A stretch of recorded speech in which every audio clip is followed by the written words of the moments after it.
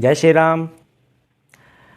भोजन, वस्त्र, आवास ये मनुष्य के जीवन की नितांत आवश्यकताएं हैं। भोजन के बिना तो मनुष्य जीवन की कल्पना ही नहीं की जा सकती है। भोजन से हमें बल मिलता है, आयु की प्राप्ति होती है, रूप और गुण प्राप्त होता है। तो भोजन को महज एक स्वाद का जरिया नहीं बना समझ लेना है। भोजन सिर्फ स्वाद के लिए नहीं बना है। भोजन से हमें बल, आयु, रूप, गुण मिलते हैं। जैसा भोजन करते हैं वैसा ही रूप होता है, वैसा ही गुण होता है।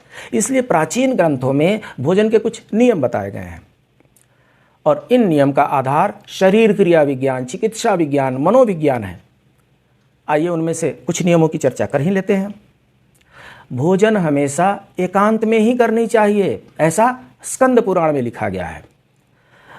भोजन से पूर्व दोनों हाथ, दोनों पैर और मुंह, ये 5 अंग, दोनों हाथ, दोनों पैर और मुंह, इन 5 अंगों को धोकर ही भोजन करना चाहिए। ऐसा करने वाला शतायु होता है, 100 वर्षों तक जीता है, ऐसा महाभारत में लिखा हुआ है। भोजन करते समय मौन रहना चाहिए, ऐसा स्कंद पुराण में लिखा हुआ है। परोसे हुए भोजन की निंदा नहीं करनी चाहिए। वह स्वाद में जैसा भी हो उसे प्रेम पूर्वक ग्रहण करना चाहिए, ऐसा महाभारत में लिखा हुआ है।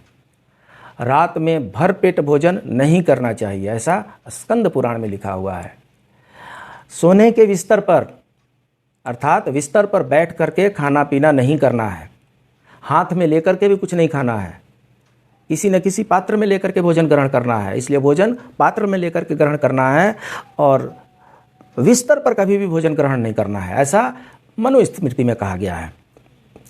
अगर कहीं से आप बहुत से थक करके आए हों, तो बहुत से थके हुए हों तो आराम के बाद ही भोजन ग्रहण करना चाहिए। अधिक थकावट की स्थिति में कुछ भी खा लेने से ज्वर, फीवर या उल्टी होने की आशंका बढ़ जाती है, ऐसा नीति वाक्य में कहा गया है। जूठा भोजन न किसी को दें और न स्वयं ही खाएं, चाहे वह आपका छोड़ा हुआ ही भोजन क्यों न हो। भोजन के बाद जूठे मुंह से कहीं जाना भी नहीं है, मुंह धोकर कहीं जाना है, ऐसा मनुस्मृति में कहा गया है। जो सेवक स्वयं भूख से पीड़ित होकर उसे आपके लिए भोजन लाना पड़े तो ऐसा भोजन ग्रहण नहीं करना चाहिए। जो आपके प्रति प्रेम स्नेह नहीं रखता है उसका अन्न भी नहीं खाना चाहिए, ऐसा चरक संहिता में लिखा गया है। खाने की चीज़ों को गोद में रख करके नहीं खाना चाहिए, ऐसा कुर्म पुराण में लिखा गया है। अंधेरे में, आकाश के नीचे, मंदिर में भोजन नहीं करनी चाहिए। इसी तरह एक वस्त्र पहन करके सवारी पर, बिस्तर पर बैठकर, जूते चप्पल पहनकर हंसते हुए या रोते हुए कुछ भी नहीं खाना चाहिए, ऐसा कुर्म पुराण में लिखा हुआ है। खाना खाने के ये तरीके हैं। अगर अच्छी तरीके से नियमों का पालन किया जाए तो न हमें सिर्फ बल एवं आयु की प्राप्ति होगी, परंतु हम रूपवान भी होंगे और गुणी भी होंगे, सद्गुणी होंगे। अच्छे भोजन के नियमों का पालन करते हुए हम सब सद्गुणी बने। इसी मंगल कामना के साथ जय श्री राम।